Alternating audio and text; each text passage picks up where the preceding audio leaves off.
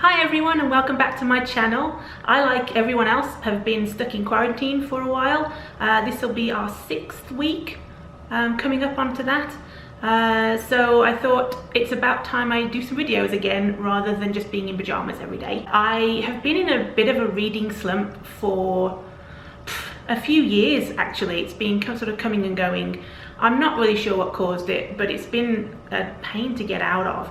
And I made a decision at the beginning of quarantine to kind of just not read for a while, which seems a strange decision, being that now is the time to have for reading.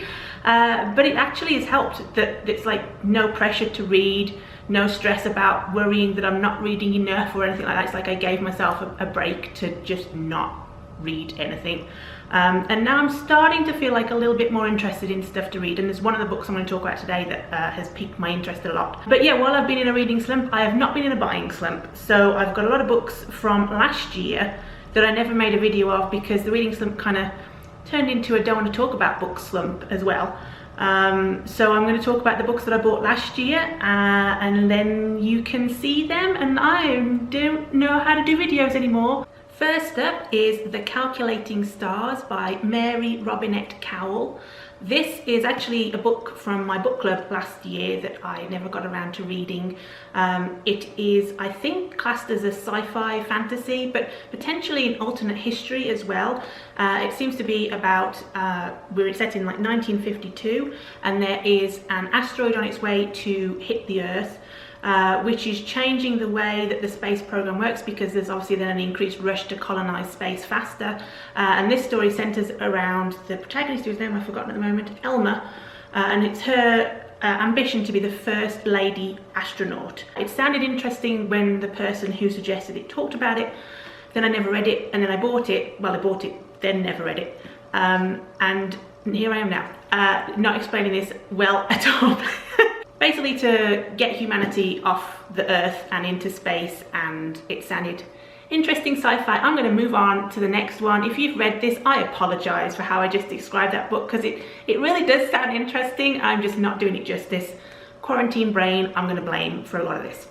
Next up is Scrappy Little Nobody by Anna Kendrick, which is an autobiography. I haven't read many autobiographies. Well, no, there's a couple, but the one that I'm thinking of at the moment was Felicia Day's autobiography, which I'm forgetting the name of. You'll Never Read on the Internet. That's the other one that I read recently.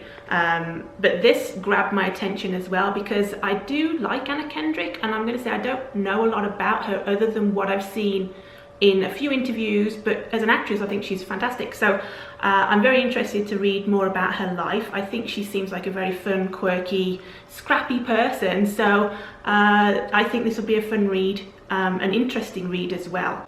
Next up is The Archived by Victoria Schwab with the catchline, Everybody Has a Story. This is book 1 of a duology. I actually have book 2.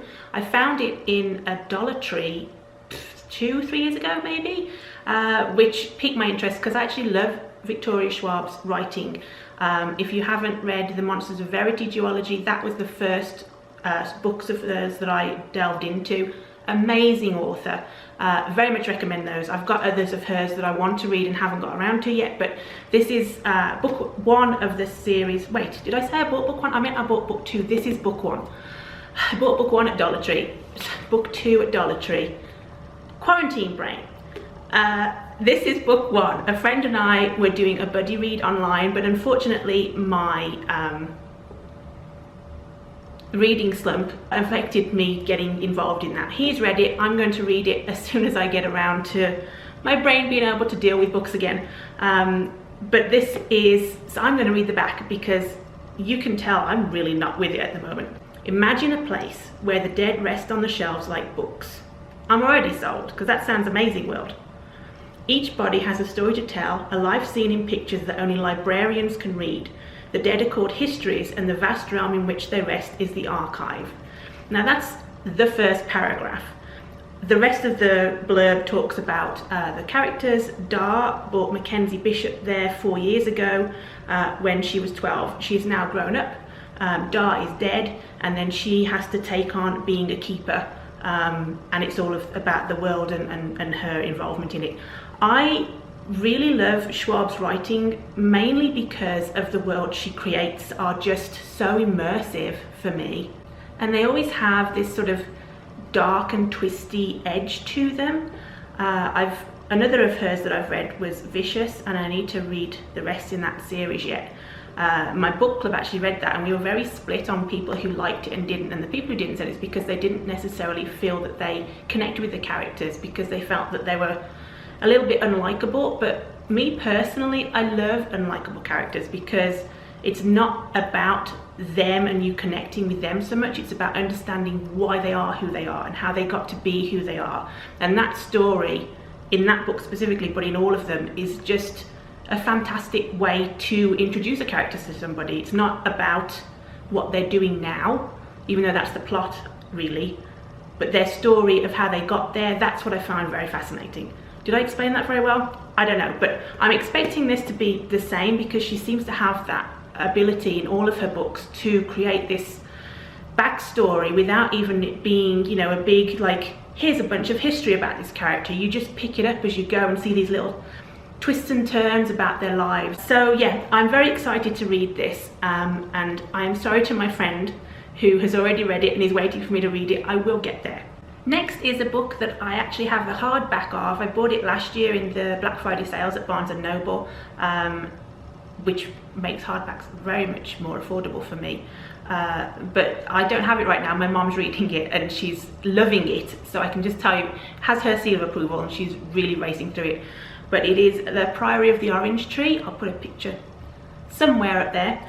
I'll read on my phone what it's about. I will say it is a retelling, but I don't want to say what of in case that's a spoiler. Okay. A world divided, a queendom without an heir, an ancient enemy awakens. The house of Berethnet has ruled Innis for 1,000 years. Still unwed, Queen Sabaran IX must conceive a daughter to protect her realm from destruction, but assassins are getting closer to her door. Ede Durian is an outsider at court. Though she has risen to the position of lady-in-waiting, she is loyal to the hidden society of mages. Ede keeps a watchful eye on Sabaran, secretly protecting her with forbidden magic. Across the Dark Sea, Tane has trained to be a dragon rider since she was a child, but is forced to make a choice that could see her life unravel. Meanwhile, the divided East and West refuse to parley, and forces of chaos are rising from their sleep.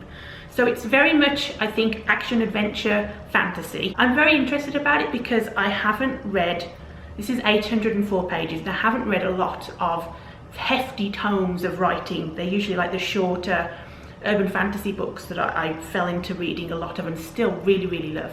But they're very quick reads, and I don't know if this is going to be a quick read or not, so I've kind of been, while I'm in a slump, pushing it to the side for a while, even though I'm excited about reading it eventually. But with Mom loving it, she's actually said that it is a quicker read than I thought it might be.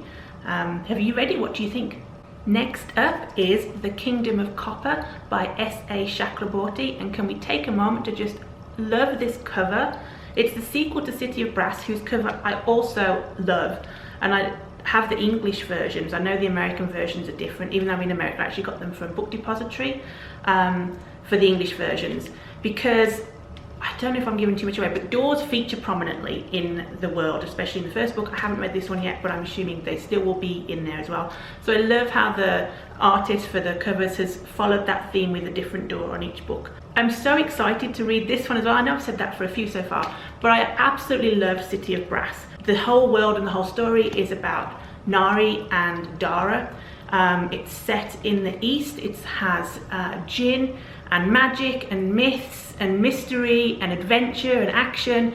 It's about a journey that Nari is taking, discoveries about who everybody is really. It's not even about who one person is or isn't.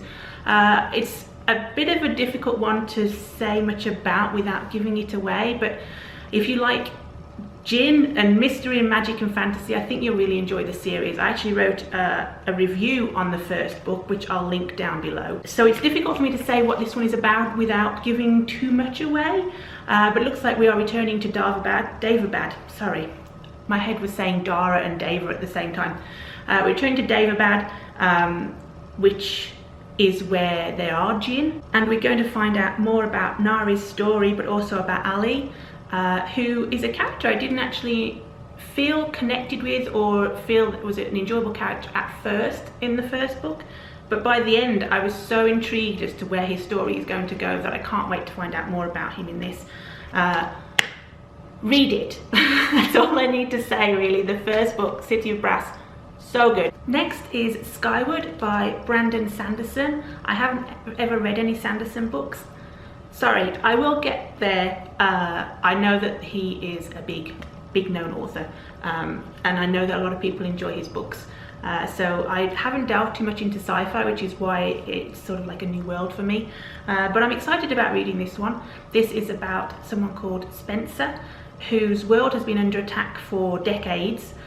She really wants to be a pilot because pilots are the heroes of her world, because that's who can go up and fight this battle and win. And she wanted to follow in her father's footsteps, but he actually, did he die or did he run off? He deserted his team and was killed for it, I believe. She is sort of shamed with him being a deserter. They won't really let her get into pilot school. So the book is about how she manages to do it, I'm assuming, because otherwise it'd be a really short story if it's like, oh, and I didn't get in. I've not really done many books about different worlds, so I'm interested to see like off-world things. I'm just interested to see that. The other sci-fi series that I really enjoy is Red Rising, so I don't know if it's going to be similar to that with the battles and the action, but yeah, I'm excited to try it. Next is the book which has actually piqued my interest enough to maybe be the book that's going to pull me out of my reading slump. I don't want to put too much pressure on it because who knows how that will go, but this is the one that's kind of been really in the back of my mind since I bought it last year as something that I really want to sit down and read right away. So this is Wicked Saints by Emily A. Duncan.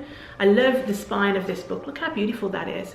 I know the sequel to this has come out. I don't know if it's a duology or a trilogy or even a full series, but I don't know if the spines are going to be the same, but that's tempted me to go and get the hardback, or order it rather, because I can't go anywhere, for the second one, even though I haven't read the first one yet. But what is this about? Let me tell you. Some stories are so beautiful, so brutal, that they claw at your heart and refuse to let go. If you can hear jingling, that's Penny. Welcome to the world of Wicked Saints, an epic, passionate novel that you won't soon forget. Prepare to meet a girl named Nadia, who hears whispers of the gods inside her head. A prince surrounded by desperate suitors and deadly assassins. A monster hidden behind pale, tortured eyes and a smile that cuts like a knife. The paths of these three characters become entwined during a centuries-long war filled with sinners and saints, magic and mystery, and star-crossed romance that threatens to tip the scales between dark and light forever. I am so in for this. I've been on a bit of a kick before all my slump of books that were sort of heading into the grimdark category. I like the dark, gritty, twisty books, and I think this is going to be one of those. At least I hope it will be. But it sounds intriguing enough on its own, like somebody hearing the voice of the gods and monsters. It's a bit of world building that I haven't really delved into monster kind of stories a lot. And again, let's just appreciate how beautiful this is. Oh, I completely put that off screen, but so pretty. I don't know if you can tell on the camera, but it actually has like some bits that are metallic picking up on there. I didn't even notice that when I bought it. All down the spine as well has like the metallic bits. So beautiful, so beautiful.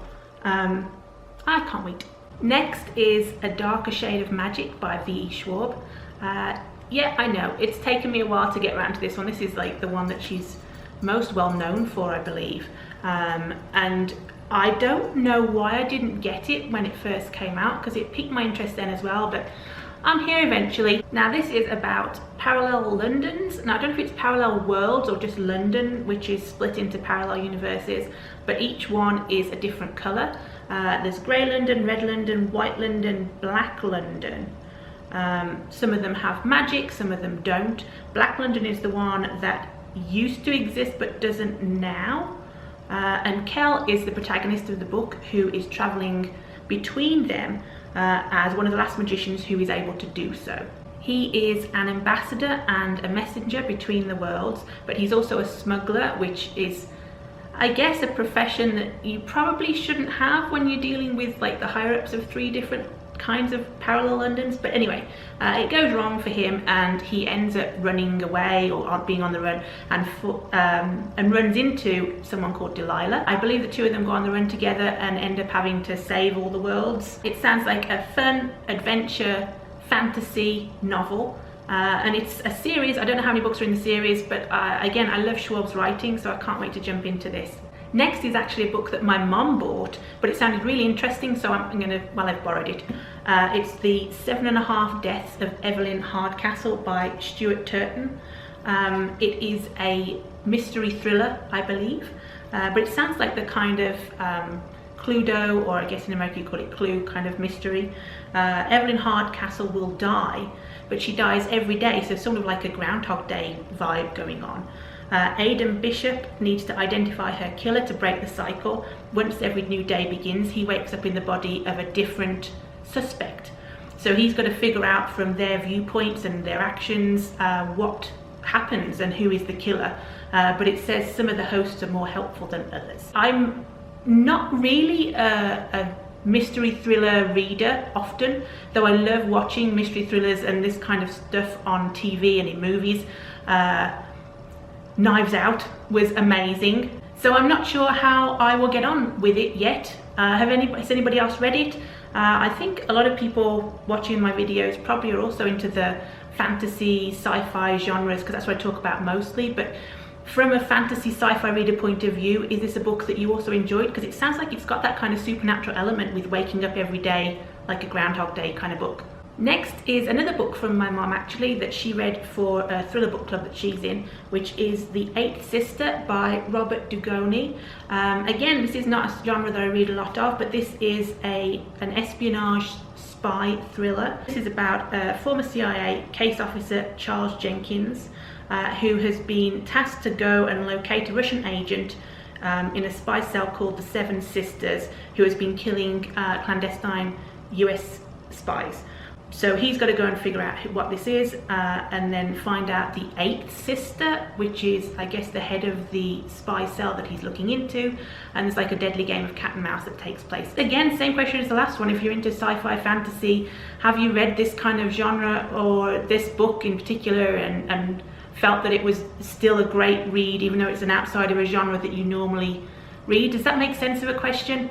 Okay, next up is A Weapon of Magical Destruction by Katie Salidas. I actually went to visit, oh, I'm just seeing my battery flashing, so I'm going to rush through these last three books so that I don't run out of battery. She's actually a local Las Vegas author, and I went to a writing series of seminars from her last year talking about how to write, how to do world building and character development and all that sort of thing, because I don't know if you guys know, but I'm actually working on a novel myself, and I'm always interested to see what other writers do and how they do it and how they do their process. So yeah, she was very interesting to listen to and learn from. And I bought this while I was there because out of all of her books, this is the one that grabbed me the most. It is an urban fantasy book about someone named Sage. Her life basically gets changed when she suddenly realizes that she has all of these abilities that she didn't have before, and the world around her changes to become a much more fantastical reality than she is used to. So she has to work with, I believe, the Supernatural Security and Elimination Task Force to help fix everything and maybe save the world.